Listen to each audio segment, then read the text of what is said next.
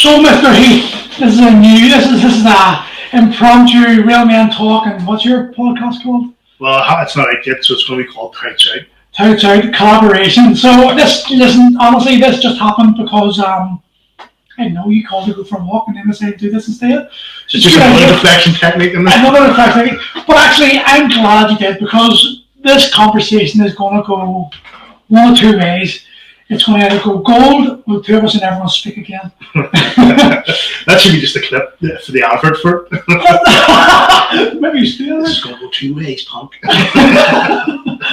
So listen, when did you come to the gym? Paul, it feels like, I don't know, this lockdown, right? And then, what is it, maybe 3 years? Maybe 2, 3 years? We actually, on 2 weeks ago, the 1st, the 3rd, the 4th of Jan, 10 days ago, the 4th of April, I was up in 5 years exactly. It must be 4 years, yeah. 4 years. I can't believe it, because it feels like I've already known you. Well, for people who don't know you, we're pretty good friends, okay? So there's going to be a lot of insults, a lot of truth talking, but you're used to my truth talking. In fact, you like it now, even though you fall out at me loads of times because I just say too many things to you that you don't like. It's like this here, it's like, Paul Murray again.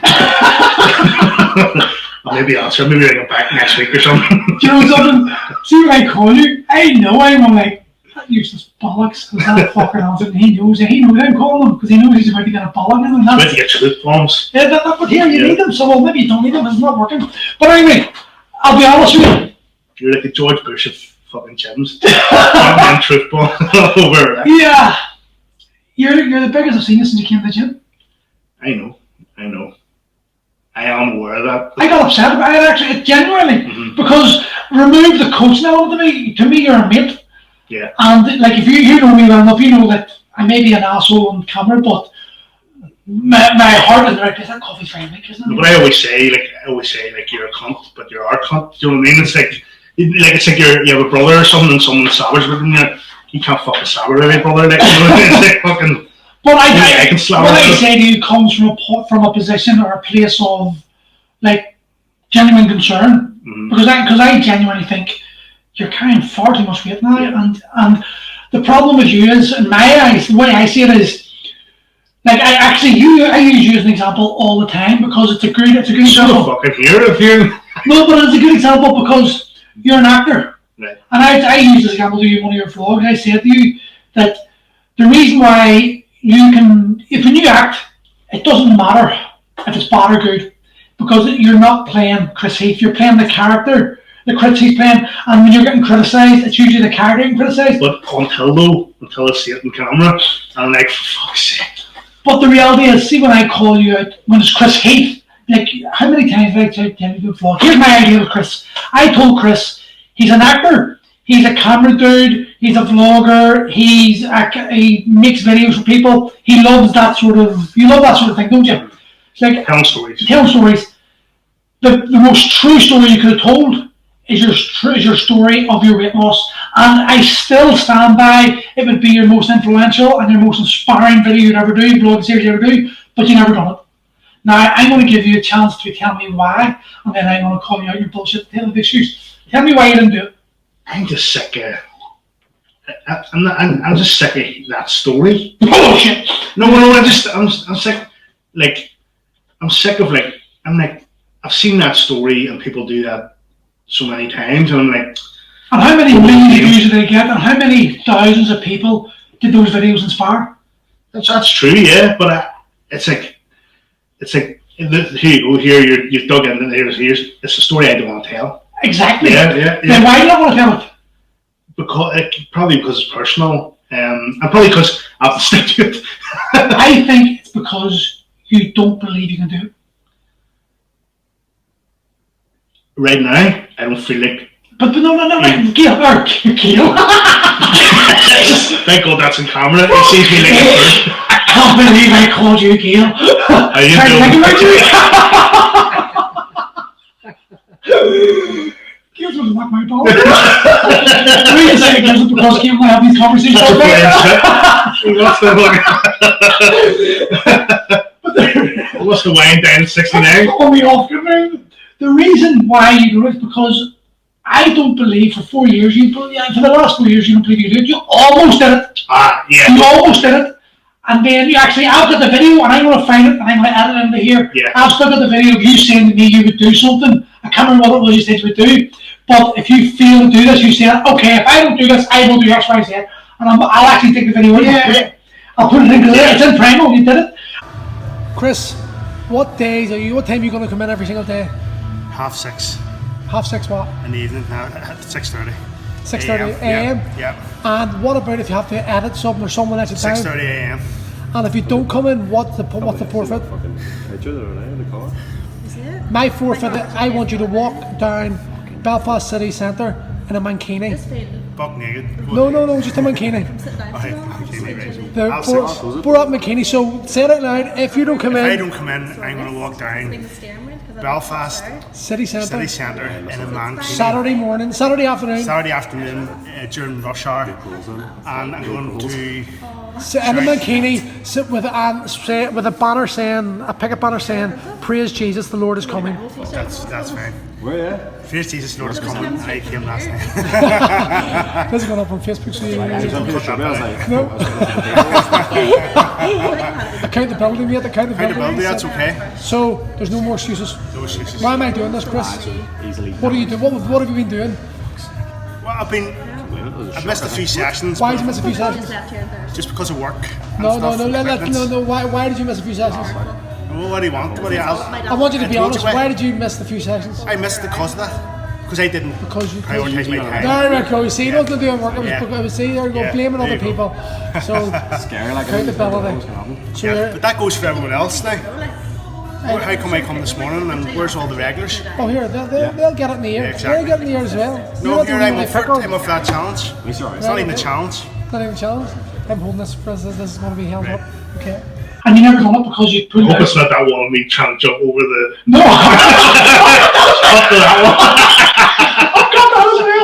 But no, you made a bet with me or some sort of thing that you would do X, Y, or Z if you didn't lose to. That's right, and I did. Yeah. You never lost a bit because you run away. And this is. Now listen, here's the thing. This might sound like I'm picking on you, but we're not. We're mates, and you're here, and we're having this discussion. Yeah. And ultimately, you want to go as much as I wanted to get the goal. But this is indicative of everyone's life.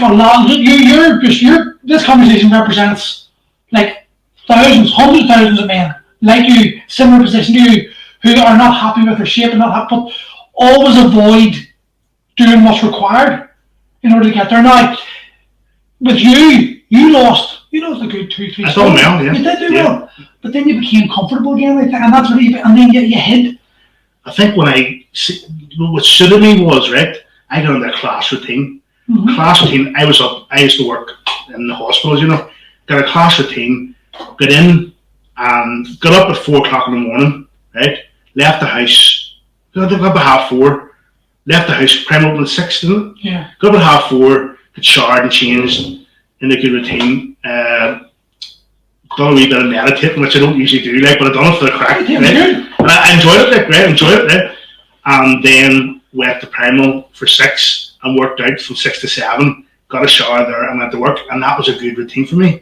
I was going to bed, getting proper sleep at the right time, and that seemed to work, and I was like day after day, I was there 5 days a week, do you remember them days? Yeah. And I actually stuck to it, because I remember part of the deal was at the start was if you stick to it at the time, you get your money back that you paid. I got it back.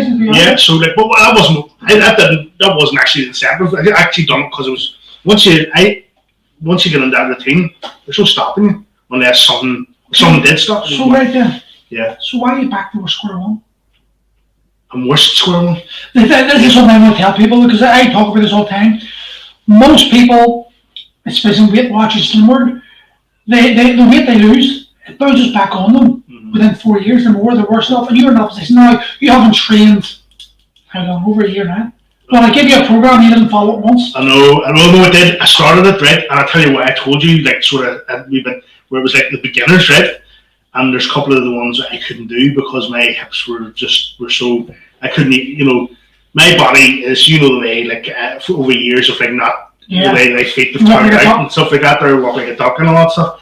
It's like, that has, it is what it is now. It's got to such a bad way where it's just, and almost like it's a cake then or something like that. And it's hard to do them exercises. And then I just lost sort of interest then. And what's your other option? I know. Like I'll tell you about yesterday. Right? I remember going to tell you the story yesterday. So I went to I'm a filmmaker and I make videos for people, right? So I'm making a video for a certain nursery school, and they have a forest and stuff and all there, right?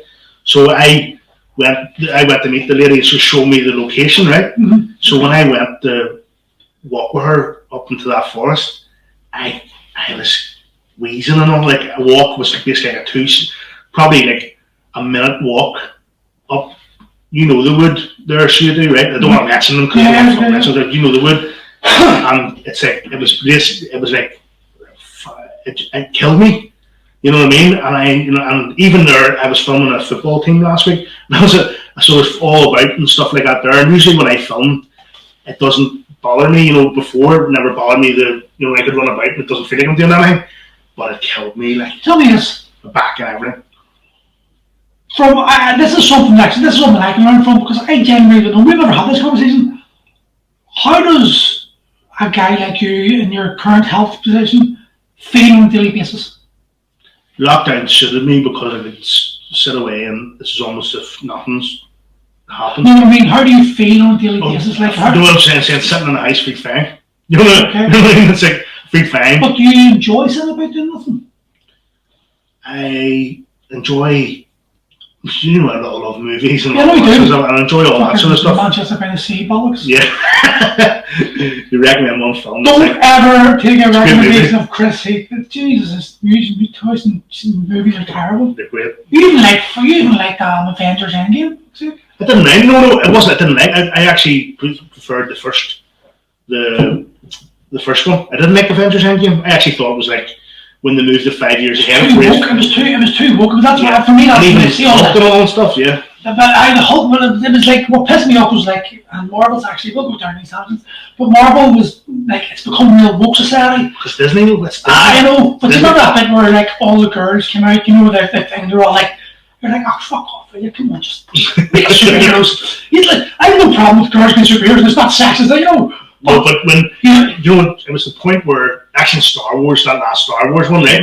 I'm not homophobic or anything like that there, but there was a scene in it, and it caused a bit of a stir. Like, I have no problem with that. I have no problem with having like that sort of stuff on if it's part of the story. Yeah. But there's like an end scene where everyone's happy, and obviously they put two guys kissing. But it's like if that's part of the story, that's dead on. Yes, but it was put in your face. Just because it's like a couple of kissing. It's like you put that in. Obviously, it's strategically there. Did a girl go with the story? Yeah, a boy kissing? No. Yeah, it's a boy and a girl kissing. It's like, but that was put there. Me knowing that was just put there for the woke. That's pissing me off all that shit. Yeah. And you know something? Actually, it's a good tangent to come in, because see, this woke society, it's preventing people having the conversations that need to be had for health, for like society, forever. You know, you can't, like, you know, I'm as blunt as they come, like, you know, yes. I've seen spoon sharper than me, and I was just trying to say, no, you're fat. Yeah. Because to me, it's not an insult. It's just fat shaming me. but here, are you fat? Yes. Right. So you've admitted that. So now at least you're in a position where you accept you are fat and you need to. That's not an insult. Overweight, fat, they both mean the exact same thing, except one word's PC and the other one has been decided by society not to be. But like what? Like, maybe I'm wrong here, but what word is going to make you want to do something about it more? But dude, look at Cosmopolitan a few months ago. They had all these big women on it, and they were saying healthy. No, I'm sorry, it's not healthy. Now listen, mental health, yes, if you're confident being overweight, that is a different story. If you're happy being overweight, brilliant. But don't try to fucking say that being overweight is healthy, because it's fucking not. It's a lie. You're putting access strain in your heart, you're putting access strain in your fucking lungs, your kidneys, your body. You're pumping your body through with processed food probably, because you're not going to get fat eating broccoli. Do you know, there is a real life, and just because you're offended doesn't change the fact that you're fat, and it doesn't change the fact that you're probably going to die. And look at COVID-19 right now. How many people had other morbidities that were related to their deaths? Do you understand? Like it's massive. I actually think I had. Everyone says that everyone's gonna fucking. I had COVID 3 years ago before it even came out. You know what I mean? But I actually, yes, I haven't even got a chance to speak. But do you remember when? Anyway, it was the lockdown started in March. I think I had it in the December before that March because I had a real intense. Chris Heath and outlier. He's fucking. I fucking brought it. I brought it on the house in Wuhan, living it up like with 40,000 people. Yeah, but what I'm saying is, I watch a podcast that I quite like, and it's when they go to say there's one of the it's this guy, he's kind of sarcastic, but the other co-host is a big fat lady, right? And whenever the guy goes, he tells her, and he always says with peace and love. He starts every when he's going to slag her, he says, "Now with peace and love, you are fat." So that's a sort of we have to say these things now. With peace and love, Paul, you're a cunt. You know, it's like you have, it's like you have. Isn't it weird that we're good friends, but I can guarantee someone watching this will be offended by us two having a cut, even though it doesn't involve them. Do you know what offends them? Because I'm fucking hitting their pain points because they're probably fat as well, and they don't like to be their feelings to be exposed. And this is a problem I think in society today. We're scared to actually speak the truth and say it how it is, and because we don't say it how it is, we brush it under the carpet, and then it's come to the point where we're being conditioned that we should accept unhealthiness as normal. Yeah. That is not fucking that's insanity. We're human beings. We're designed to move. We're designed to walk, run. Listen, not gonna go about my hip, but I know what it's like to be limited by that shit. Yeah. And all I dream of, I will watch Gail getting up and down at the floor. Me or Gail? But I will watch Gail do something really arbitrary, nothing big, kneeling down and just spinning around and jumping up. And I get emotional almost. I'm like, fuck. Because I just dream of a day. I can't wait for the day where I do not wake up in pain. I spoke to Gail about this the other day. I was like, I was watching something. I can't remember what happened, but I can't remember the last time. I don't know what it's like to not be in pain. I don't know what life is like. You're getting another one, aren't you? I'm waiting for this one. I'm going to get this one done soon, sometime. But it's like, I don't know what it's like. Mm-hmm. I actually, that's fucking insanity. In 2021, we've got more people living in pain than ever before. Emotional, physical pain, and we've got all this technology, all this ability to change it. But yet the government won't do anything about it. The governments are preventing it. The governments are actually suppressing people's ability because big pharma, they want us to live in pain because there's no money made in cures. There's money made it's prevention. It's like let's take preventive measures here. Take this tablet. Take this tablet. Take this tablet. Take this tablet. So you look at in America, they actually cotton sort of insane and fentanyl. It's insane. Absolutely madness. Actually. And Gail is the love of my life. Everyone knows, and everyone knows. Just Gail to me is the greatest girl in the world. But she's a hippie beyond a hippie. It's night and day sort of thing. Oh my god, it's mad. Something like, no, she's got me. She's submitted me and fucking, I'm abandoning it. But her hippie shit, right? It's always like frequency, vibration, and energy. That's all she lives in. I believe in it. I never would have thought. I 100% believe in frequency. 100%. Like everything, if you look at Tesla, everything. If you want to understand the universe, you need three things: frequency, vibration, and energy. Mm-hmm. That's everything, But Gail is into the secret. No, she's into she's into positive thing in a big way, but essential oils. Right now, the rational mind me, I was like, oh, for fuck's sake, here we go. She's like, no, and I'm like, right, whatever. Jesus Christ Almighty.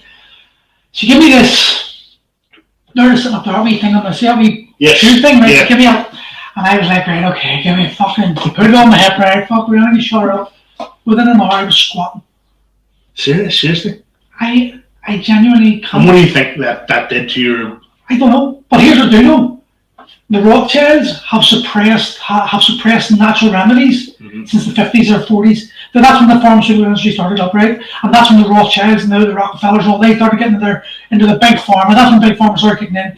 And the alternative medicines, which were just basically medicine before they came along the scene, have been lost. Ginger, turmeric. Look at nature. Yeah, but all that, we're millions of years of evolution and all that teachings, all those teachings and all God. yeah. Well, the thing is anything nature does wrong. No. Nature's in perfect balance. We're the ones bringing out of balance. Look at wildlife. It's always balanced. The cheetah and the cheetah and the fucking lion, and the cheetah kills the fucking gazelle, and the gazelle fucking then they eat the cheetah when they die. But it's this continuous cycle. Yeah. We've brought it out of whack. For every problem in nature has a solution. That's why I look at it. We have now humans. We're bringing the balance of the world out of sync, in my opinion. It's like a seesaw. Mm-hmm. So you've got to find that point. We were probably in the Vikings days. We're probably down here. The seesaw's out here, balance here, and up here. Quality of life. Down young. Well, so we're taught. Maybe history's wrong. I would believe history's a lie. Yeah. I would say that. But let's go with what we think. Vikings. We know life expectancy increased with vaccinations. We understand that.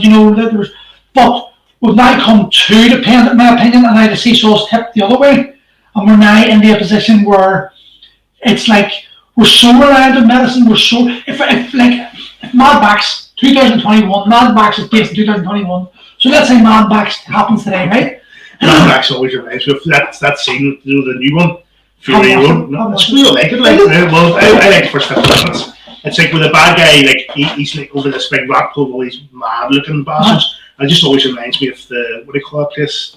On the Dublin Road nightclub. Dublin Road? Yeah, what do you call a nightclub in Dublin Road? Across from Lavery's.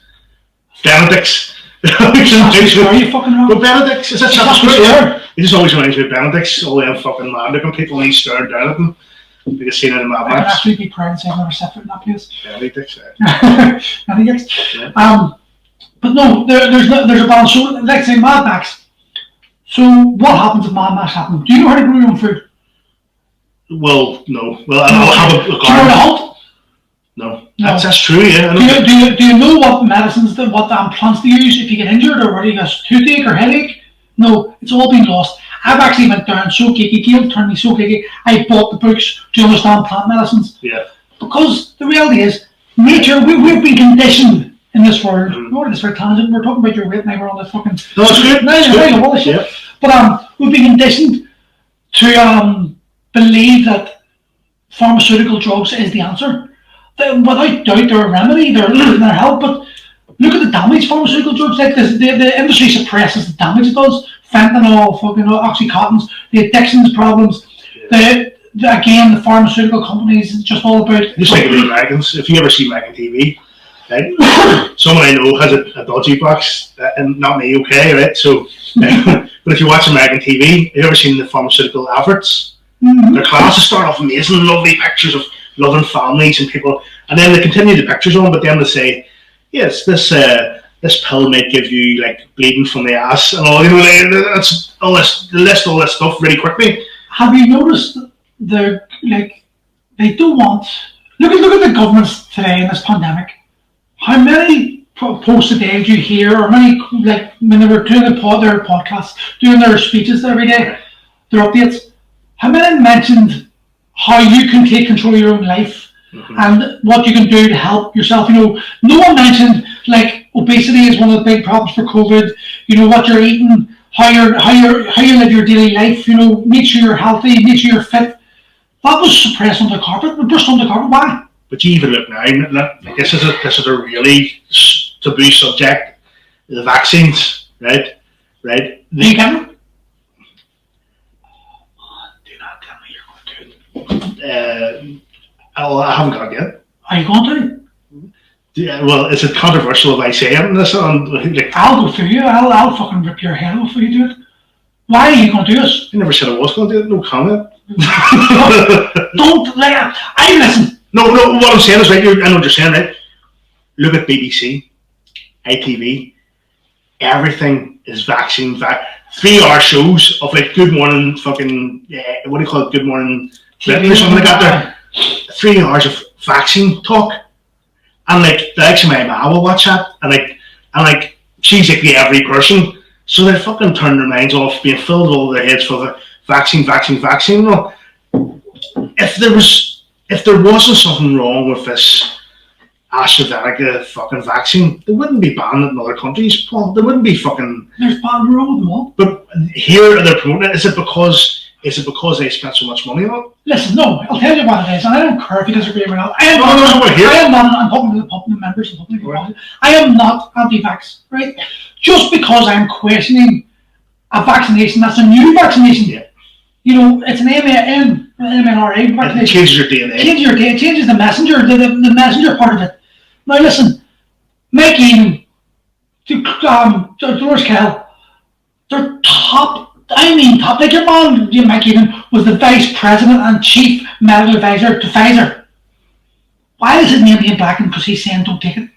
Mm-hmm. The majority of people, listen, the reality, the facts, 0.0003, there's no 0.097 chance you're not going to die from COVID. So why are we pushing vaccinations on children? Why are we pushing vaccinations on the other? If you're elderly, I can understand that. If you want to take the vaccine because you genuinely need it, well, that's fine. But are you taking the vaccine because you need it? Or are you taking the vaccine because the media is pushing that you're going to save granny? Or are you taking the vaccine because you want to get to the pub? Or are you taking the vaccine because you want to come on holiday? Most people I know are taking the vaccine because I just want to go back to normal. What's normal? Like freedom. You want your freedom back. How is it free? How are you free if you're the only way you get free is by taking a vaccine that the government that told you must take, which, by the way, is still on trial in 2023 and can only be administered in an emergency. This is fact. We are in an emergency situation. The COVID is an emergency, so they must keep lockdowns going until everyone's vaccinated. Otherwise, they cannot inject people with this vaccine. If you get the vaccine, you are part of the trial.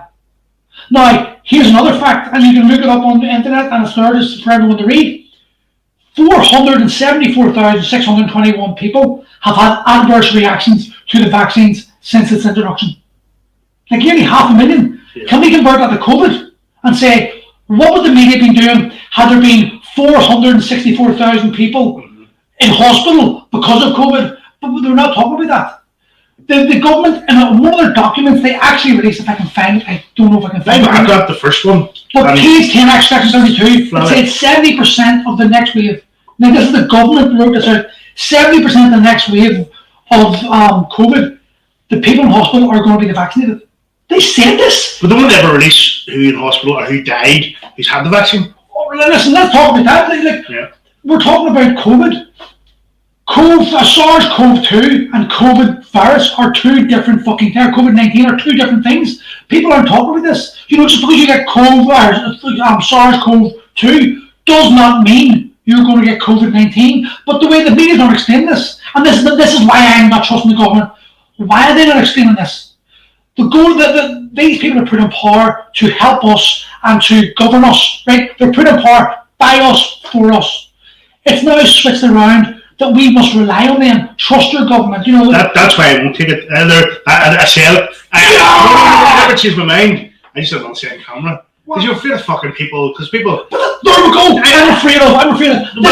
No, like that's. Let me speak. Or speak and let me speak after because I. No, and let me speak. This is really important. 1945, the level of testosterone was something like 1,400 average man, not 600.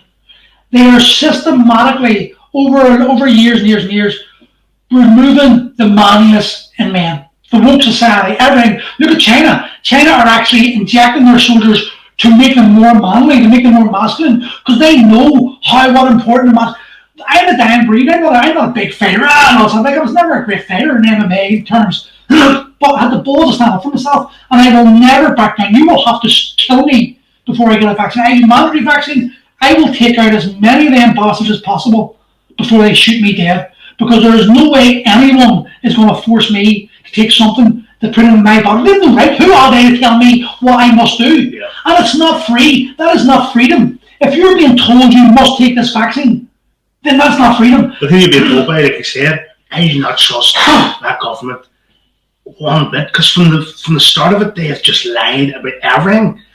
Even look at 78 times they've changed their story. Who's the guy who stood up in the room 1 year ago Chris Heath. in Stormont and said, over my dead body there'll be a backstop?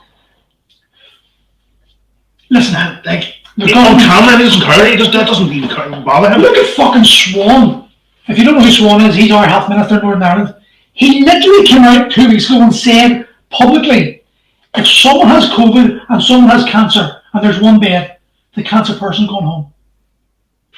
How can the Minister of Health say that and get away with it? Why is it? And this is, you know something? It's not anyone's fault.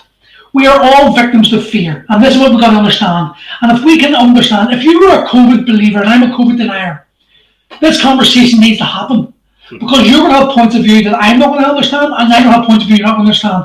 But if we're suppressing the conversation, then how can we come to an agreement? And they don't want us in agreement, that's the thing. They want us at loggerheads, because the more we're divided, the easier we are controlled. And you don't believe COVID exists? I believe COVID exists. I know, I heard you say that. Listen, a very good friend of mine, I just say I do believe it exists, yeah. But okay, let's go conspiracy route, because I love the conspiracies, you know me.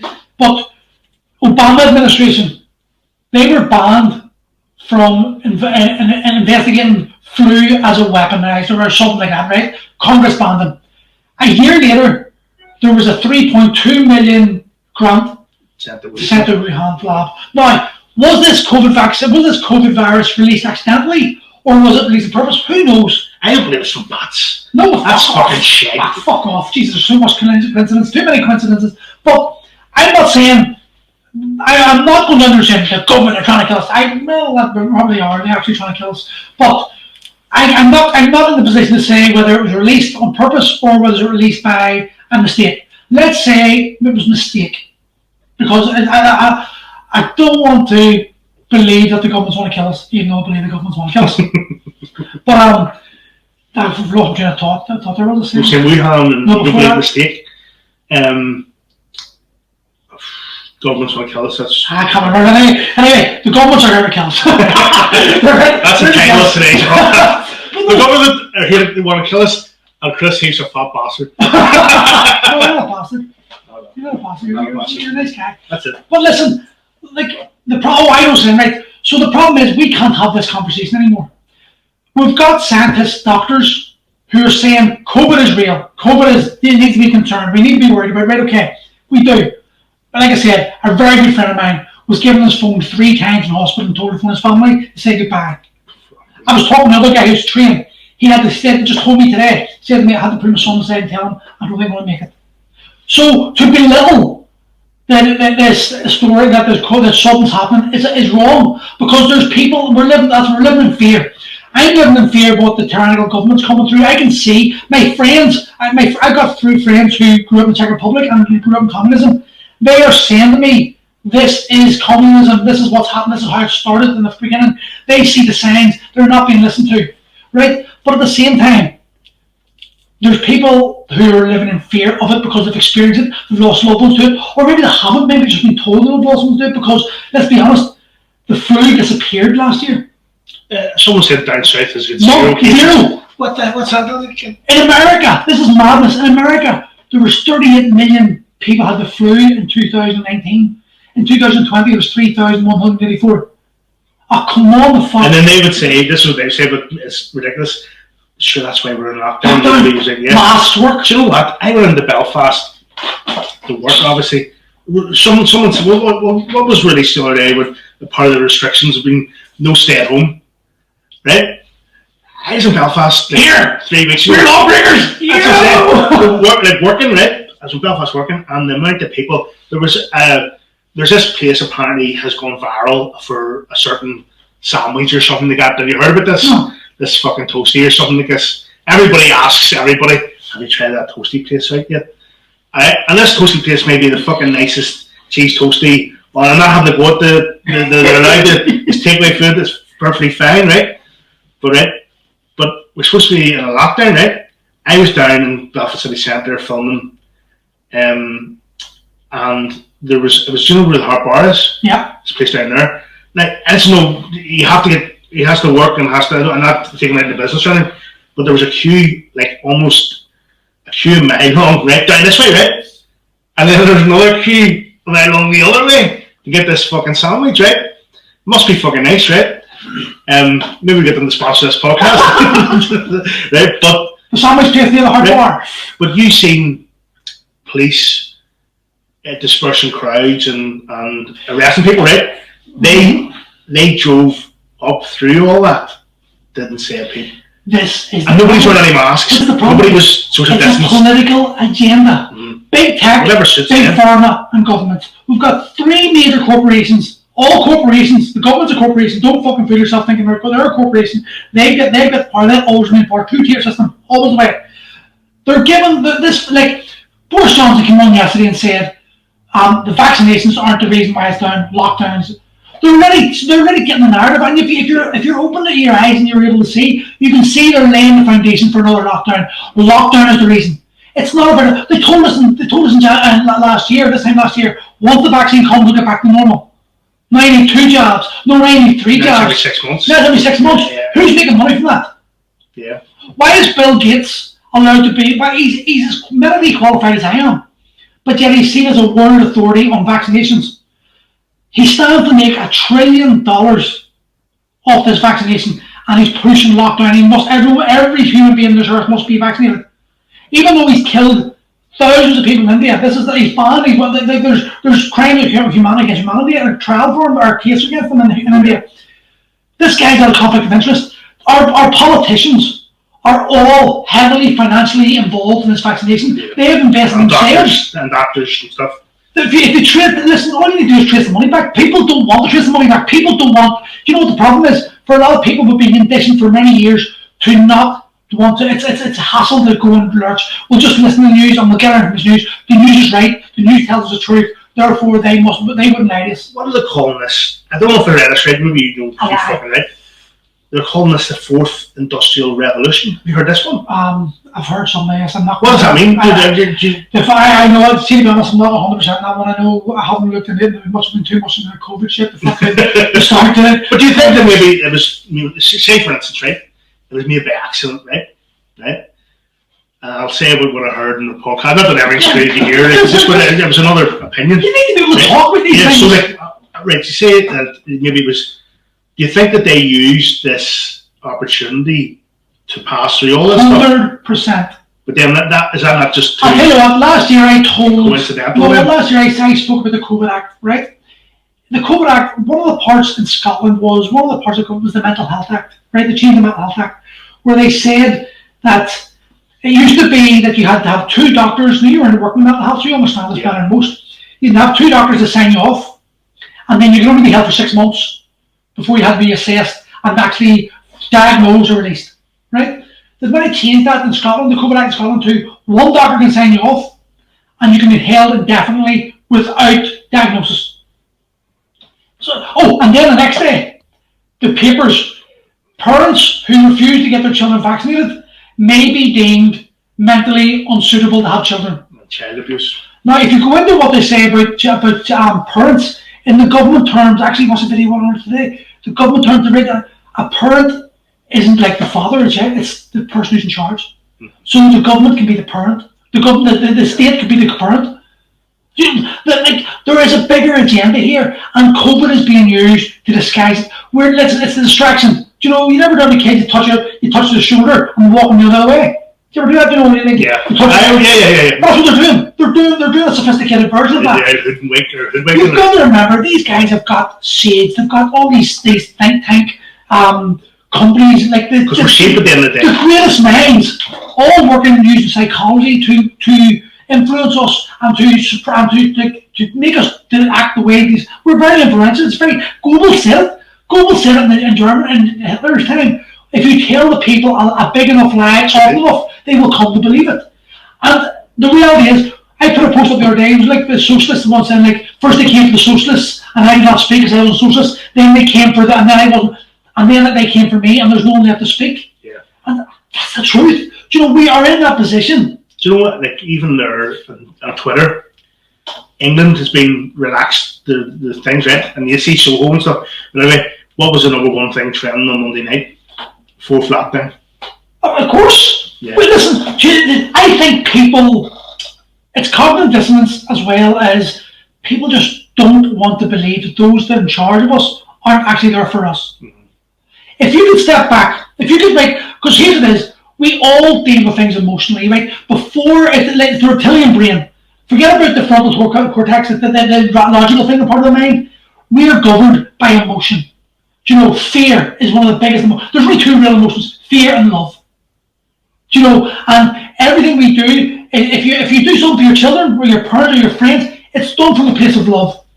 If you do something like the other thing you're doing is fear. You know, like we're not seeing our grandparents out of fear of killing them because we love them. We're stepping back from people, socially distancing them because we're fearing. We don't want to hurt them. Motherfucker. Pause. Chris Swan at the door. Ladies and gentlemen, Mr. Ron Swan. Fucking thought that was a memory. I'll delete that. I'll edit that out. Yeah.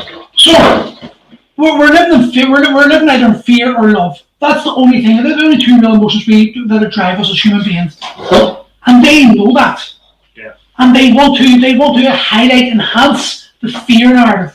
Think about at what point have you seen on the news or in the media or in any way of a good story, something's going to lift the hearts? No. Why? Look at Morgan. But sorry to interrupt it. But why wouldn't they? If fear spreads, man. No, but I mean, like, if they cared for us, if they really wanted us to be, why would they not? Like, okay, great. We know the government, we know the society's in a fucked up position. Let's do everything we can to lift their spirits. Because they've got one hand here. Look at the fear, and here is them what they are doing. You know, their agendas are, you know. So that's what they're doing. As you said, they're like doing the hoodwink. Like, it upsets me so much because what they've done is they have focused. The way I described it is a jigsaw. You're doing a jigsaw, and these guys, you're scientists. These guys, you're like logical thinkers, and you understand the graphs and all. They're literally looking at one piece of a blue bit of sky in the jigsaw, and that's the only bit they're focusing on. And this is the reason why. Look at sky. It's 100% sky, and that's it.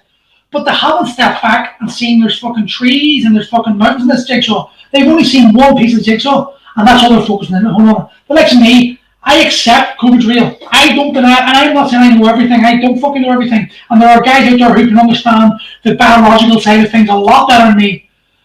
But I'm also seeing the bigger picture. I'm like, okay, we've got economic problem, we've got a social problem, we've got fucking a mental problem. All the above, isn't it? Well, why is COVID surpassing cancers? Why are we allowed? Like, you know, people are scared. You have to love your family. If you don't social distance, you don't wear your mask, you don't care for anyone else. Well, if you wear your mask and if you do social distance, you're allowing this to continue, and that means you don't love people who are getting cancer because they're not getting treatment. You don't love people who are getting sexually abused and physically abused in the house because of lockdowns, because it's went up through the roof. You don't love children. There are children on this earth who do not know what it's like to see human beings without a mask. That's that friend of mine. Yeah. We communicate. Like 60, you know what I meant about body language. Doorman and an MMA fighter, I naturally became very good at reading people's bodies. Yeah. I'm very good at it. I've just got that ability, and that's why I can always call you out. You hate it because if the only 7% of communication is verbal, the verbal word. Tonality is about 26%, something like 24%, and then you've got the body language, how your body moves, is 63 or 64%. So if your body language, if as a child, when you don't understand the actual words being spoke, we've got an inbuilt ability to understand. That's my daughters. I see the side was very in tune as a child. And if I had been mad at a fight, I'd been trying to go, she said, what's wrong, Daddy? Fuck, she's called on. She was reading the body language. She would say, and that's how children learn. So we're actually, you can't hear my spirit, you can't hear my spirit. Imagine growing up with that. Yeah. So in your most formative years of development, you're being prevented from understanding communication. What long-term effect is that going to have on children? Our next generation are the ones who are going to be the lawmakers. They're going to be the decision makers. These babies that are growing up, Cy, Evelyn, fucking Lucia, Rory, they're going to be the decision makers of our futures. Yeah. What type of world are we planting or are we developing for them? And no one's talking about this. And that's because COVID's too important, because you must do this because of COVID. But like, if it's about saving people, saving lives, not overwhelming the NHS, why are people who are dying of cancer not important anymore? Do you know, it's ridiculous. Like, why is it that Texas and Florida have removed the mask mandate, opened up the whole of their states, and the COVID cases went down, but all the states in America that have got the mask mandate, the COVID's on the rise. LA, it's really strict in LA, and it's really one of the worst states. But why is that? Why is that allowed? You know, I just don't understand that. I can't understand it at all. It's something that needs, and the thing is, it's like people like myself get frustrated because we're not allowed to talk about it because the algorithm on Facebook suppresses us. So we can't have a conversation. So we're conspiracy theorists because we're asking logical questions, questions that can't be answered. And if they do give us an answer, we'll go, well, why did that happen? And then they cancel. Then they go back to, it's just COVID. And you're like, listen, folks, everyone's life is being affected. Yeah. You and I, you're mixed race. You're mixed Protestant Catholic, aren't you? Yeah. Okay. Well, it's okay. I'm a nationalist, right? I'm not Republican in any way, shape, or form. I'm a nationalist. I was brought up a Catholic and brought up Protestant. Paddy from the Falls and Sammy from the Shankill.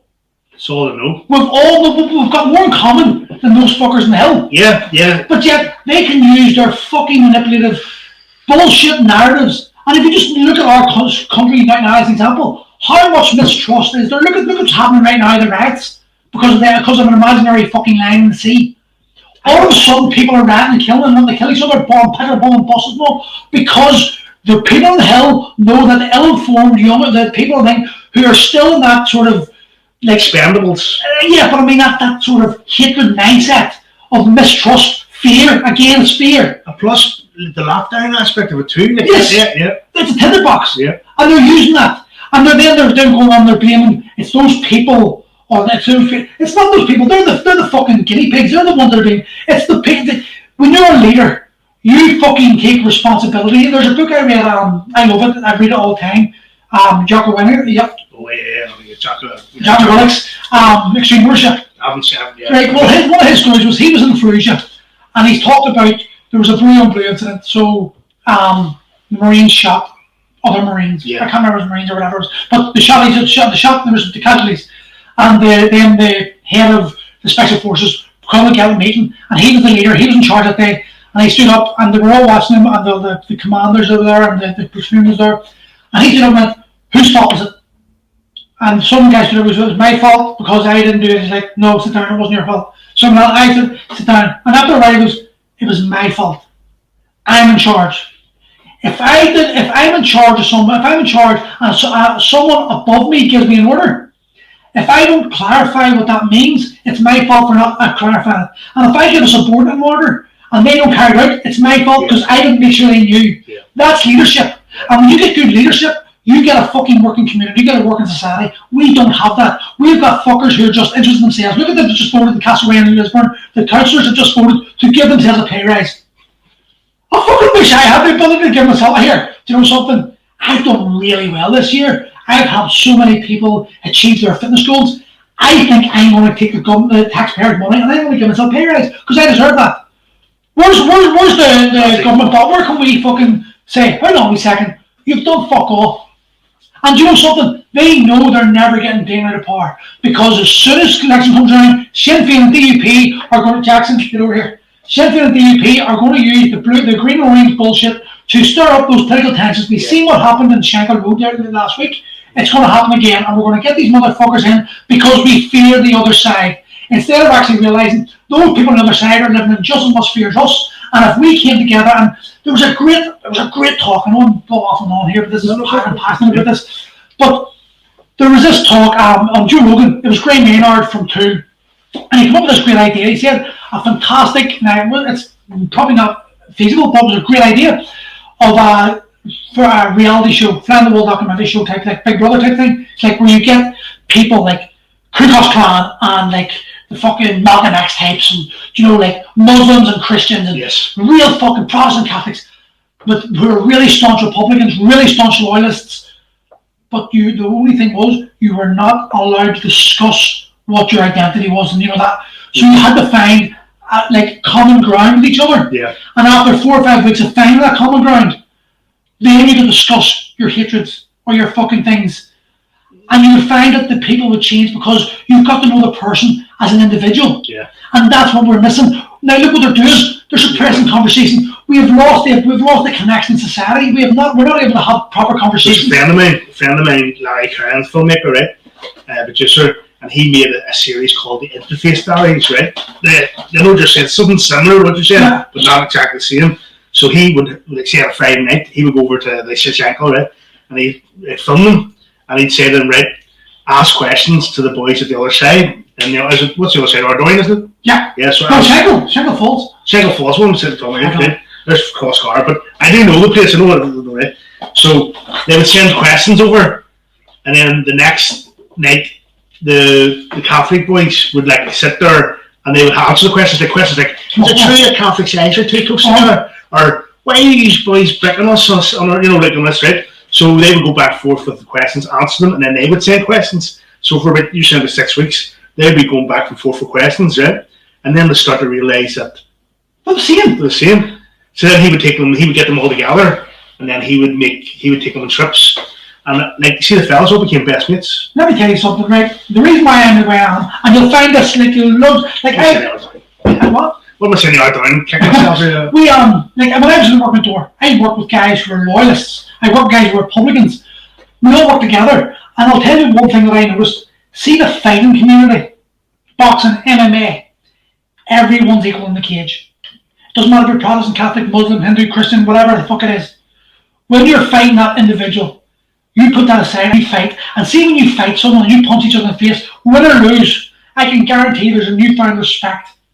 And when you find that respect, all the other bullshit that the fucking governments want us to focus on is forgotten about. And that's why boxing is so prevalent in the Troubles, because it brought communities together. I know guys who are staunch Republicans and staunch loyalists who are best of friends, literally best of friends, because of boxing. Because when they got in the ring together, they punched lumps of each other, but they didn't care. And it's a big thing missing. And that's what I'm talking about. I think every man should be punched in the face. No one's like to be punched in the face, because the fear of being punched in the face worse than the fear. But the fear of the other community is greater than the actual truth of the other community. It's inbuilt because when you're born, you're not a bigot. No, you know what I mean? It's like, we're born blind, or born speechless, naked, and dumb. Every single person, no matter who you are. Fucking Albert Einstein was born fucking speechless, stupid, and fucking naked, just like me. Well, but that's what I'm saying. Like, when I look at these communities and I see these, like, them lads and all, I just think that someone phoned into, not that I listen to the Nolan show, I do not listen to the Nolan show. You look like him. You do. You look like him. Nolan might be slightly better looking, at least he's Kevin's home. Did you hear the woman ring him up? No. You have to see this. There's some woman rang him up and she says, you know, let's just talk about people being racist. And she says, you know, like, you're very fat. That was brilliant. He is a horrible, horrible bastard. And you know something? He said, let's bring it back to being fat and fat conversation, which is this conversation might be about. But you can see, I can see it. His hatred for who he is. It's well known he's gay, and he's got an injunction to talk about it. Fuck it, I know he's gay, and we know he's gay. But because he's fearful of letting his mum know it. I don't think nobody would give a shit. No, give a fuck. Yeah. Who cares? The only reason people don't like him is because he's Nolan. Not because he's gay, not because he's fat, just because he's a cunt. That's all it is. But the simple fact is, he's overweight and he hates himself. He hates himself. You can see it.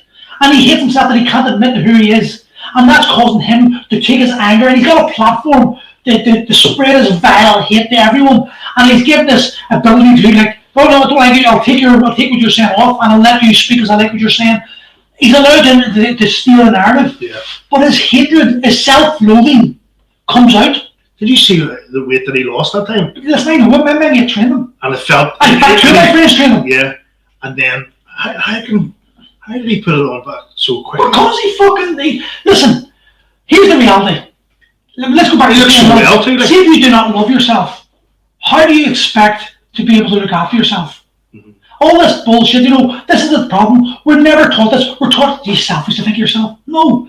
If you're not here, this world would not be the same. If I'm not here, this world would be irrevocably changed. Because your influence on the people you care for and love, the people you're potentially going to influence, will no longer be about. And that's why I tell you, it's not selfish to love yourself. It's not selfish to put yourself first. You need to put yourself first. Here's the crazy thing. Let's go back to COVID. The message is that we must do this for granny. We must do this for granda, right? Ask a paramedic or ask a fireman. There's a child burning there. What's the first thing you have to do? You have to assess the situation. You have to assess, because if you're not able to save that child, there's going to be 2 casualties. And now someone else is going to have to go in and try to save you because you didn't put yourself first. You've got to put yourself first. Yeah. And this is the problem. It's not selfish to think of the self. Because if I look after myself, like let's say, see, no, that's good. First you call me Gail now. Jackson, go to bed. I thought that was you, Paul. If you are able to fire on all cylinders, then how can you expect to be able to help other people? Yeah. You're a burden on people, and this is the reality. Look at the society we live in. We've been conditioned to want processed foods, eat the shitty foods, and avoid our health. And no matter how much the health products are pushed and how much, it's like for Herbalife and Juice Plus and all them ones. My Soldiers Plus, fuck me, embarrassing or what? Listen, that was my young days. It was making money, purely a money thing, I'll be honest. When my scrupulous days when I didn't know what I was doing. But everything's a quick fix.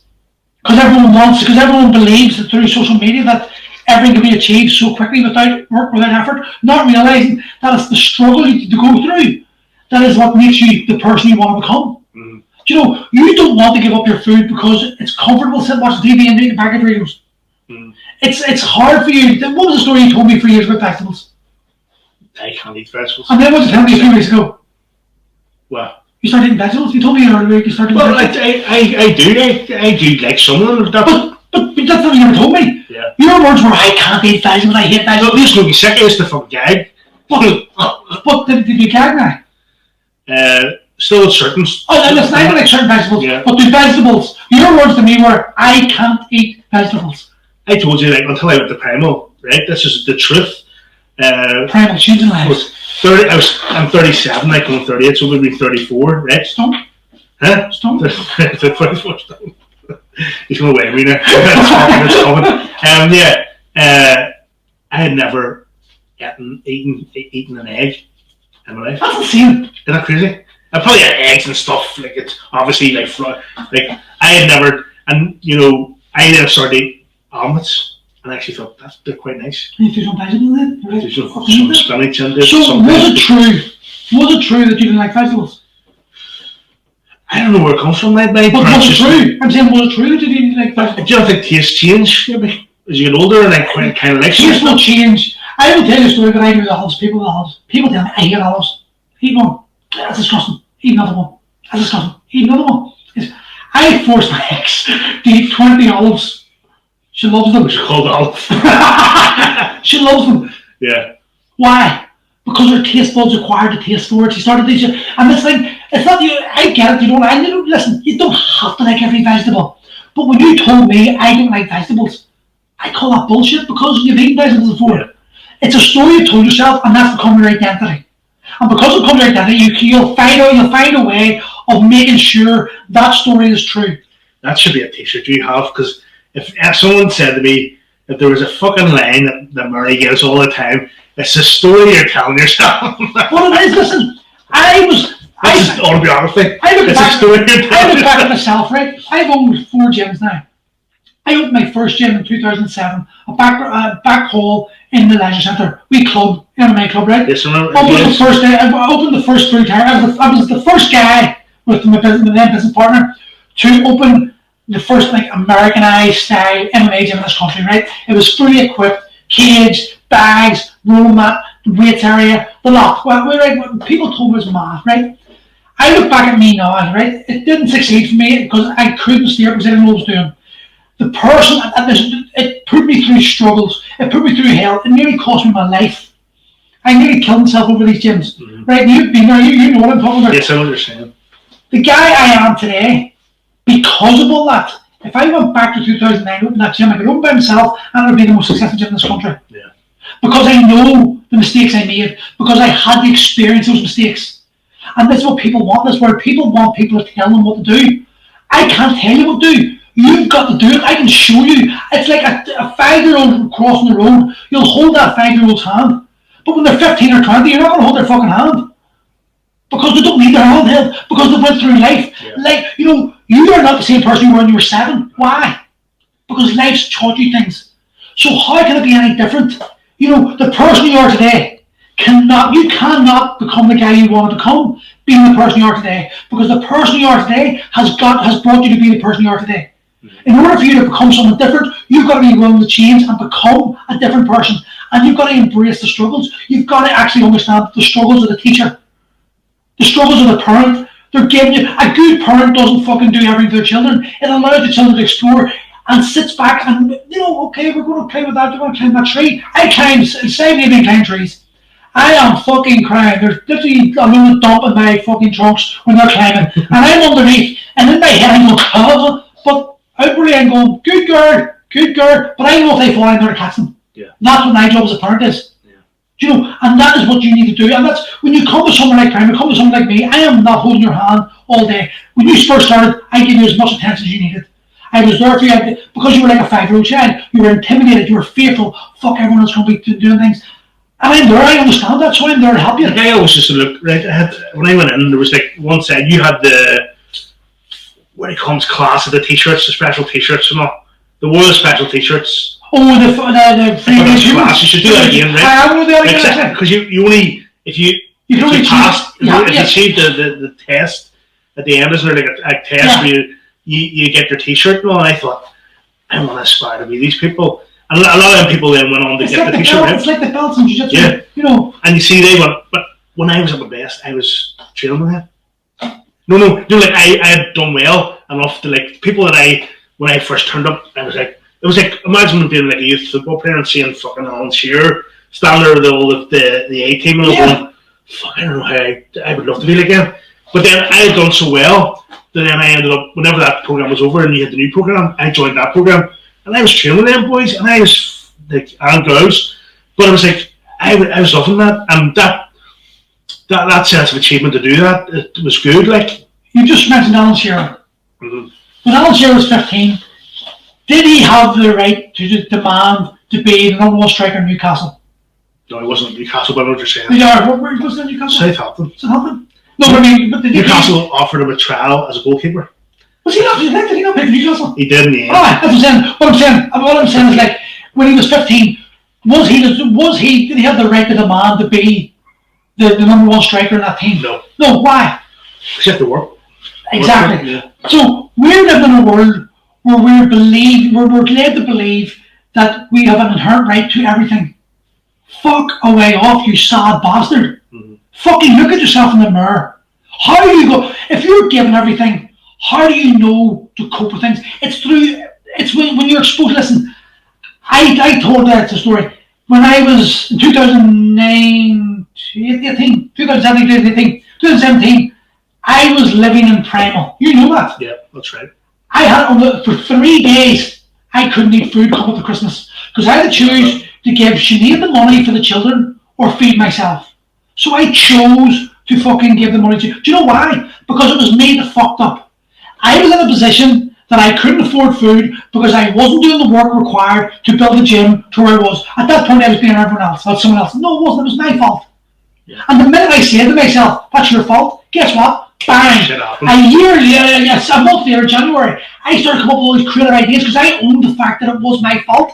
And then because I accepted, here's my fault, it's not Dan's fault, it's not Dan, so Dan wanted to buy me out, don't fuck, it's Dan's fault. No, it wasn't Dan's fault. Dan done what he needed to do. Dan was selfish because he needed to be selfish for his family. Yeah. And I was relying on Dan. That's bullshit. That's absolute lies. When I accepted that fucking it was my fault, I also suddenly put myself in a different state of mind, which allowed me to build out creative as fuck, you know. But I sort of like can understand that because I quit my job. Yes. Right? And I thought to myself, Billy Big Balls, like, I quit my job, right? And I thought, I have 2 months.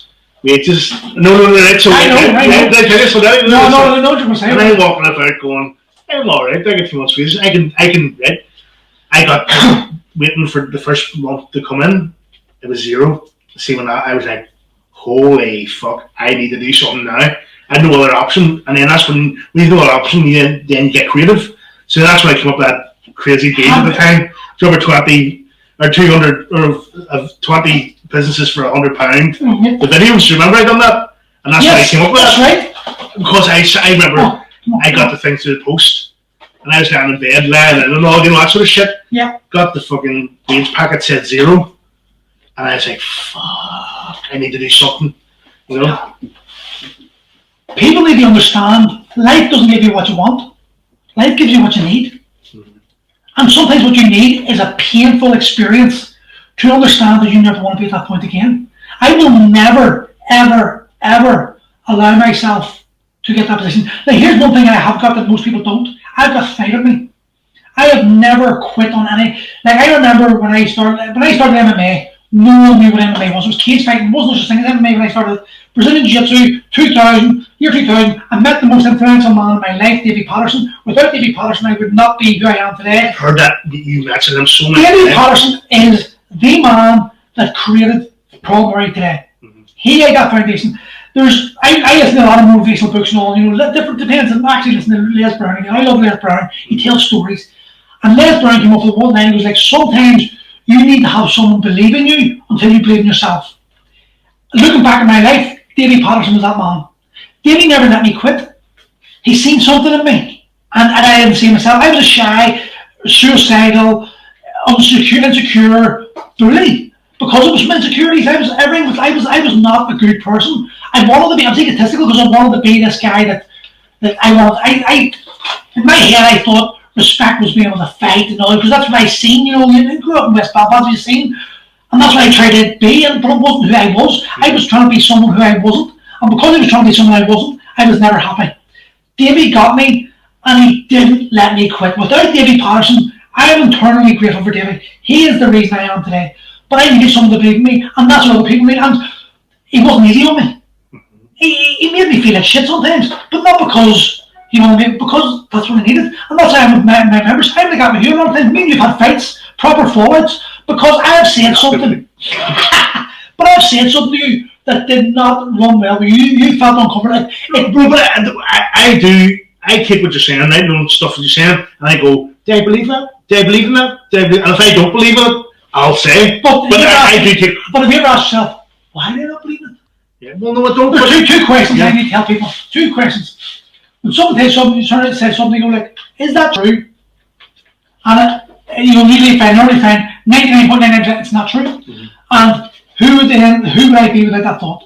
But that's what I'm saying. Like, but I would like to say that I'm like a free thinker, where I say, and there's times when you say something, I go, fuck, you all right at that? And like you've hit that. Okay, let me give an example. There's Gail with you.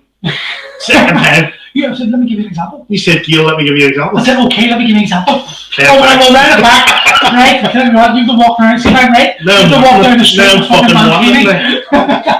But you said you don't like vegetables. Let's go back to it. I don't like vegetables. Is that true?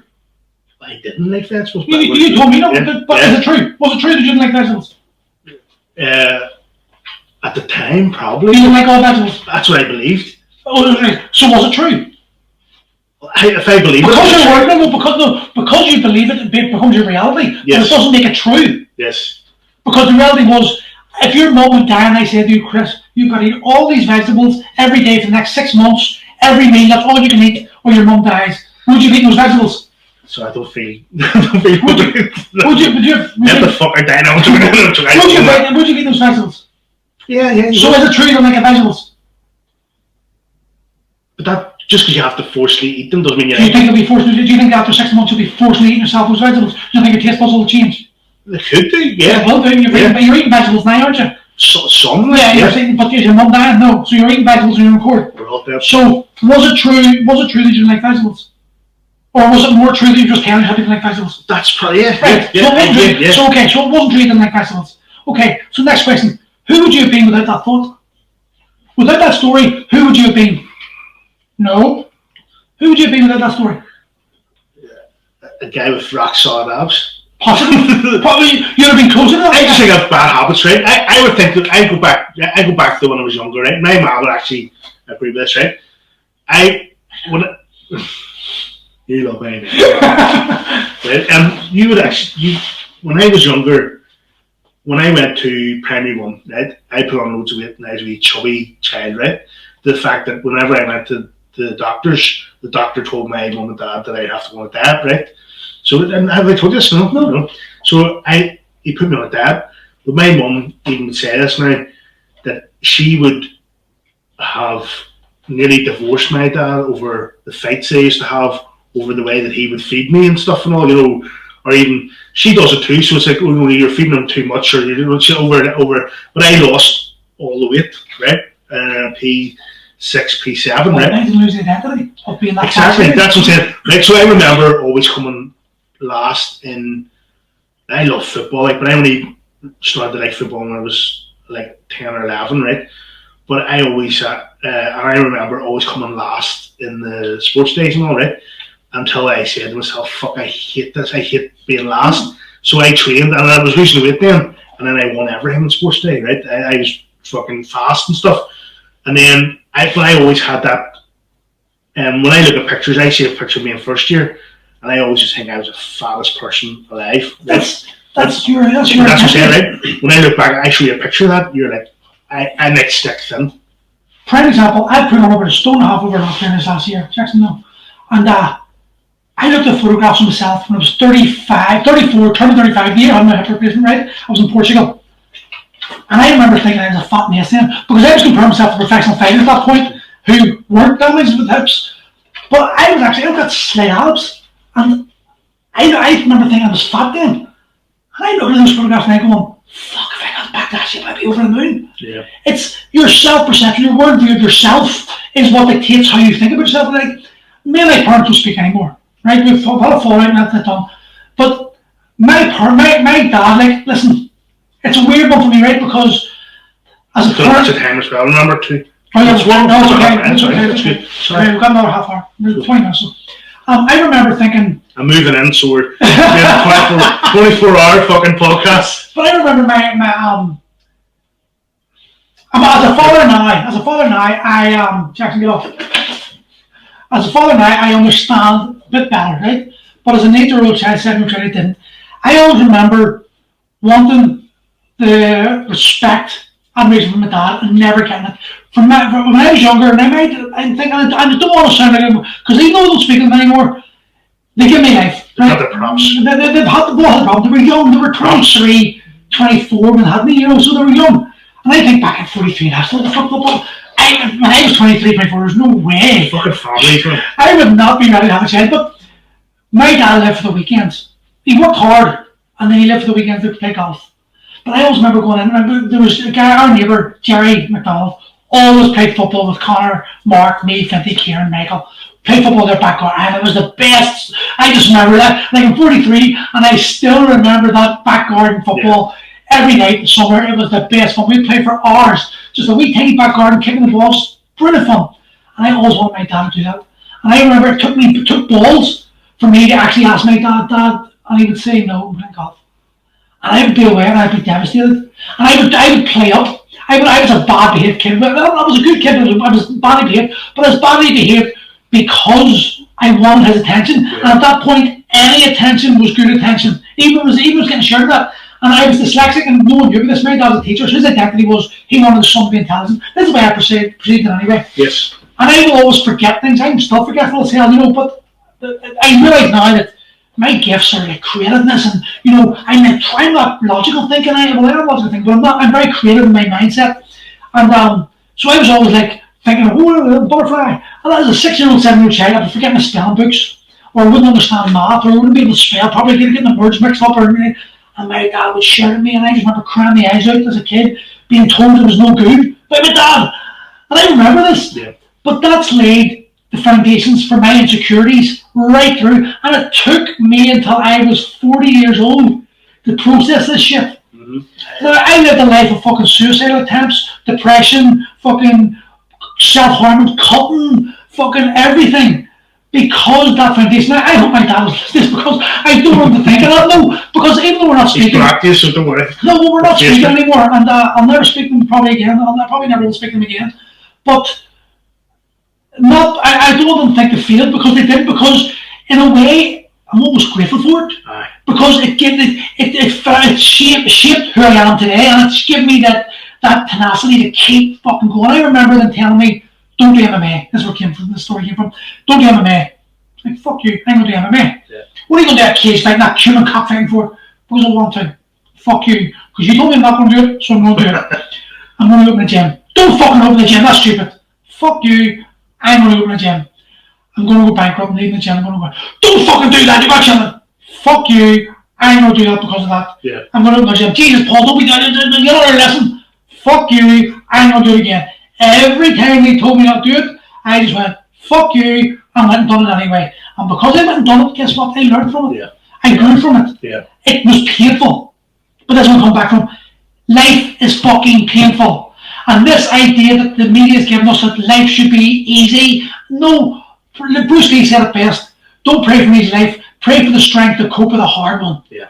That's what I said that in the video once, actually. That video that I made. Remember when I quit my job? Yeah. And I said that don't wish it was don't wish it was easier. Don't wish for easy life. Don't wish it were better. No, don't wish it were easier. Fuck, I can't. Well, do you know something? You will not. No one will ever know how strong they can be until they have to be strong. Yeah, do you know? I know what I need to do, Paul. Like I do know what I need to do. Like, you know, it's just I do choose that. You know, you're saying about the fight, right? I fight when it comes to videos. Of course you do. Right? It's passion. I will not. The last week, you're good at it. Fucking making a video for that football team.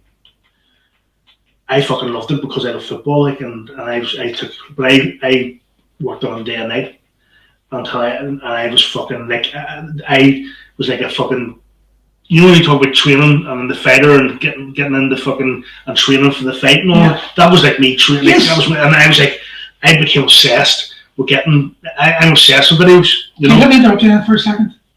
So right now you've shown to me and you've shown yourself, if you look at it, yeah. That you've got the ability to be obsessed with something if you want to be. So why the fuck are you not obsessed with your life? Because without your life you can't make videos. Oh, yeah, right. Fair enough. Lockdown, I'm not there to polish fit, but that's not an excuse because you give me a program, you get to work at home and stuff, right? But I know what I need to do. Like I need. See, when it comes to like, I just pick the easy. We all do. It's instinctiveness. Yeah. We don't want. Listen, we grew up in the fucking plains of Africa. You didn't want to fucking run about and have to because you might break your leg and not be dead. You didn't want to fucking go for 6 miles to get food and you get it after 2 minutes because conserving energy was important for life. But we live in a world where we don't have to do that anymore. But we're still intrinsically in our mind. That subconscious reptilian brain tells us that. So we've got to actually fight and find a way. You find a passion for fucking videoing. Imagine you could turn that passion into looking after your health. Yeah. What would your videos do? I told you this 100 times. The vlog of your journey to weight loss would be the most popular video vlog you've ever done because people would be inspired by that. And I think that makes you uncomfortable because you don't like yourself. You don't love yourself that much. You don't. In a way I do. Okay, so why are you overweight? Because there's something missing in your soul. There's something missing in your life. I'm not moving enough. But no.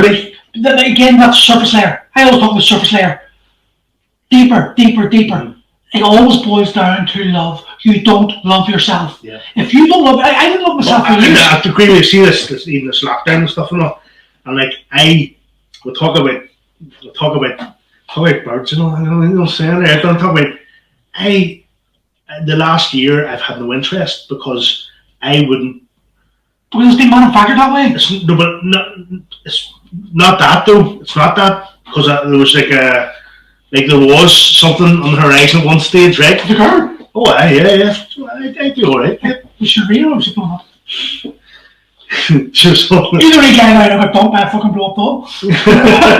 Right, but the one I'm saying is, but in a way, I ended it because I didn't feel good enough. No, not good enough. I don't mean like that there. I don't mean like. You weren't worthy. Not even. You couldn't remember what you wanted. No. I didn't feel. No, but I didn't feel like I was myself. Yeah, because you're trying. Listen. Like this word. Can you imagine? So I'm like, no, but it's not that I didn't feel like myself. I just didn't feel like I was good enough, not for her, but I wasn't good enough to be in any relationship. But can you imagine? Do you know what I mean? If you had the confidence to just be who you are. I remember living that lie. I lived that lie for years. I was the MMA fighter. I had to walk about and be tough because, that's what MMA fighters do. Bollocks, I'm a big softy. You fucking know I'm soft. I'm hard talking. But you put me in front of me. I know you do. You put me in front of me. Like, I was, Gail couldn't believe it. Gail was like, what the fuck?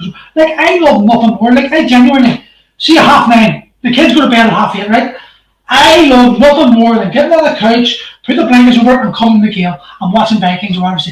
To me, it is. But that, listen, if you, it's fucking brilliant. We're back in season 3. I've seen up to season 3, and then I'm in the position I haven't seen. If you want to know about life, you find out in that last episode. I don't want to hear it. It's a life lesson. I'm saying that there. It's just like, I was like, but it's like, do you know something? One of the most important things you ever tell yourself, and I think people need to understand that, you are going to die. Yeah. And we don't get, I actually meditate on death. I have a relationship with death because I've been so close to it so many times. It obsessed my mind for years. We're going to die one day. But we're all going to die. I know it's just cliche, but how many of us truly live? Right now, everyone wants to take these procedures, this social distance, all this shit, and stay away from their family because they don't want anyone to die. We're all going to fucking die. But how many of us are going to live? How many of us are currently just existing, thinking this is it, accepting that what we've got is what we should all get? That's one thing I don't do. I don't accept that, and I do. But so many of us do. No, but yes, right. You get different parts of your life. When it comes to health, I'm not good at that. Right? Right? And there's other things I'm good at, but I don't accept. I'm like you. That's where we get on. I think is we're both really creative and come up with ideas. Yeah. And I think that's why I'm always better than myself that way. Not better than myself health wise. Why not? How much? What do you think you could achieve? What lessons could life give you if you were to decide to go on? Not a dad, because I don't believe in that. Just change your habits. Mm-hmm. How would you feel okay, Bump, you're the shape you want to be. Describe the shape you dream of. Be honest with yourself. Be honest with everyone. I'm not looking at six-pack. I didn't ask that. I don't know what you're saying. Okay, so describe who the ultimate Chris Heath would be. He would fit into his clothes. What clothes? What size? 34 waist, 32 waist, 38 waist? What type of size? I'd even say 38 waist. Okay. 38, I know what I was like, what my best. And funny enough, because I have a different body shape. What would that do for Chris Heath? I'll tell you, I had that experience. Well, tell me. Well, I was overweight then, right? You start to believe, you become the self-fulfilling prophecy. I believed I was fat, so I was in a long-term relationship from 18 to 21. Was he good looking?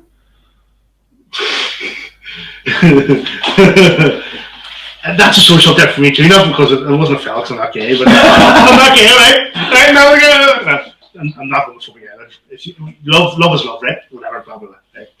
But that was in that relationship, but then I got out of that, and what's the whole point of me saying that?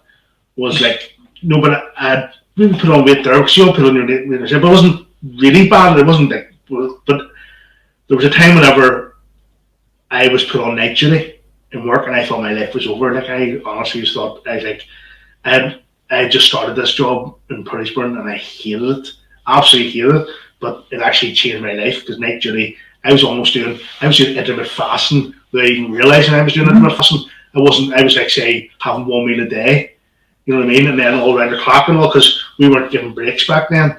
You were working for 10 hours and a half straight, but didn't even feel like working. But that's why they changed it, you see, to get into with all the other. So we were at the time was there was no iPads or fuck all or anything like that. So, but the thing was, there was all these different student nurses coming in, all different women and all. But I was losing the weight, and I was in the best shape of my life. But I didn't even know I lost the weight. Okay. But this was saying, and I was out every night out with different one, sort of at that time and all. And I was, but do you know what put that down to? I was doing football coaching back then too. But do you know? You were moving more. That's it. That's what I'm going to say, right? And eating less. Exactly. Jesus Christ. Yeah, no, are you serious? No, you more, you less. You got them two things, right? And obviously, that's what you have to do. But what I was doing was, I wasn't sitting on my arse. I was consuming the day with, like, here's what I would have done, right? So I would have worked to work at 9:45. It changed then from fucking the 9 o'clock, 9:45 to 27 minutes past. We worked at 27 minutes past. That's what it was. 27 minutes past 7. Go to sleep. Get up at 12 o'clock. I know I wasn't much sleep, but so when you're younger, right? And I would go around the schools coaching football. And coaching football is basically babysitting then the wee kids and all. Well, it's not. It's inspiring children. But then at that time, you know, when you're a coach, you don't want to look fat. You want to look because you're giving the fucking you're giving like the Northern Ireland tracksuit and all, think you're dicky rap, you know. But these wee kids all look up to you because you've got the Northern Ireland tracksuit on, which is probably like 2 years older than you're giving like the hand-me-downs for fucking back then, you know. So you're coaching, but then I go home, I have my dinner, and then I go to Newcastle where I had my football teams. I was a coach, a football coach, and they were fucking amazing days. I loved that, right? But then I was then going because I would get home because I was starting work at 9:45. I could get home then, shower, go on to work, and I felt that was when I was at my best. And what I'm saying is, I didn't have time to sit at home and watch box sets or what I find now is I've watched everything. I've watched everything now, and I get bored. And I'll try to find something else. I'm really scared to find all these new. So why not find? I need things to do where I'm moving and. Chris, look. Yeah. Genuinely, I'm sorry. You don't love you, but no, I know that's just a bullshit story. You said I need to find it. No, but you know why, Paul? Get a dog. I tell you, right? No, I can't. Right? Why? I can't because I have 2 cats, right? What? He's got 2. We've got 2 cats. I know, I can't. But it's not. I'll walk with a dog, right? But what I'm saying is. My mindset over lockdown, because everybody was out walking, was I can't go out to walk because I don't want to be seen. Okay, can I stop you 2 seconds? Yeah. That goes back to you now accepting that you don't love yourself. Yeah. And because you don't love yourself, you don't think you're worthy of fucking doing the work you need to do. And because you're not doing the work you need to do, you're becoming worse. And because you're becoming worse, you're back in that I definitely don't feel worthy. So that cycle, at what point do you decide, take the action yourself, own the shit, and it's fine to say, I know I'm fat, but you need to be the one to say, I need to change regardless. Now, I want to challenge you, only because of your fucking obsession with podcasting and videos, I am challenging you to do a vlog every fucking other day, every day, whatever, on your journey. Because what you're going to find is that habit, that accountability is good. Look, see, your face is turned up. Why? I don't want to do it though. Do you not want to get you? So what do you want? I do want to get fit, but okay, so I do want to lose weight, but I just don't want to do that. So when are you going to get fit? Well, you know, I keep trying and failing. Do you know what? Listen, I am telling you right now, the reason why you don't want to do a vlog is because you have to be you. It's because I don't have an interest in it. You don't have an interest in vlogs? I have no interest in that. Like, if there's football, I fucking. Oh, right, okay. So you don't have an interest in your health? I don't have an interest in that. You don't have an interest in your health? I just don't have an interest in that. You don't have an interest in being fit? You don't have an interest in life? I have an interest in life, but I just don't have an interest in doing that. You don't have an interest in living? I have an interest in living, but I just don't have an interest in doing that. You have an interest in fucking heart attacks? You have an interest in stroke? You can understand it. You can understand it. No, well, you can understand that you're telling me, I'm telling you a way that you could fucking get your career on the go, you get everything on the go because you're going to be fucking known. People are going to see it. People are going to see the quality of your fucking your video. You're actually advertising your own business that you're passionate about, but you won't because you're terrified of people judging you. You wouldn't walk in lockdown because you were embarrassed to go out. So there's no fucking way you're going to be able to have the balls because you're a card, because you're scared. I'm telling you. I just don't want to do that, like a vlog. I just want to do a vlog. I just don't have an interest in it. You did, and you were doing it too when you stopped doing it. When you stopped fucking training, then that same excuse came, I'm just not interested in it. It's bullshit, Chris. And I'm sorry, I don't care what you say. I know you too well, and I know for a fact. Actually, I've had enough now. No, but seriously. Yeah. Because you are going to fucking die sooner than you have to if you don't change your life. And that is the truth. And I would be fucking heartbroken if I lost you tonight. Because it'd be especially hard for me because we're going like, no matter what I've done. Again, it's your life. How many fucking times have you tried? It's your life. Yeah. I can only, like I said, I know. But I am presenting you with opportunities, and your fear, just that big. I can do without doing a vlog. But we can't. I can't. Okay, why are you going to forward? But you have. But my losing weight doesn't have to fucking be attached to the No, it doesn't. But you know what it does do? It holds you accountable because then people are seeing you, even if no one ever watches it. The very fact that you put it up, it's like me. When I do something, I put the video. I will do this. Why? Because I know even if no one's watching me, I am going to do this because I am going to be holding this. It's an accountability factor. I just things that you've said of fucking hit a note is in like I need to have a fight. I need to have a fight. I need to fucking put my foot down and fucking fight. Tell me this: how would you feel if through doing this you got a message, Chris? I am so fucking inspired by you. I just want you to know I've lost 6 stone. There's a guy I know. David's losing it on Instagram. I've seen it. The guy is the most inspirational man I know. I've built up sort of Instagram relationship with this guy by talking to him and giving him wee tips and fucking. But he inspires me. He has lost. I hit him the other day. I said, David, how much have you lost? 10 stone. 2 years. Now, do you know something? I followed him for a few more years now. He was trying and nothing ever changed. But you know what he done? He held himself accountable no matter what. Who was that postman? Who was a postman? No, he's from Scotland. You remember the guy postman from Lisbon? And he's training the primal, remember? And he lost all that weight. Remember he was on TV and all cause of it? Yeah. But this guy, he doesn't hold back. When he fucks up, he put it up. When he done well, he put it up. When he was permanent, and that inspired me. Well, I know that, but I just don't have an interest in doing a vlog about that. Okay, so tell me why. That's what it is. No. That's what it is. But tell me why. Because I don't have an interest. But why? Just because I don't have an interest in it. That's a compliment. No, I don't think it's compliment. No, I'm not stuttering. You. Fucking here, right? Not change the subject. We are changing the subject. Your name? Well, you're fucking talking. No, but I want to tell you this. Okay, go ahead. We'll finish here. Jamesy, come try with Jamesy. Oh, Jesus, go ahead. Right? Did you see what I done for him? No. Right? The cunt, right? This is good. Can I say cunt? No, can't we? Yeah. The cunt, you can never get in touch with him, right? He never replies back there. Fuck all, right? It doesn't anymore. He's been together.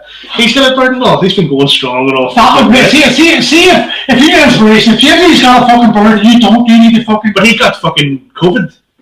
He got COVID, right? I'll tell you the story about him. This is on our story, right? Right, come on, the story, James, he got COVID first. I'll tell you what I'm going to tell you about him.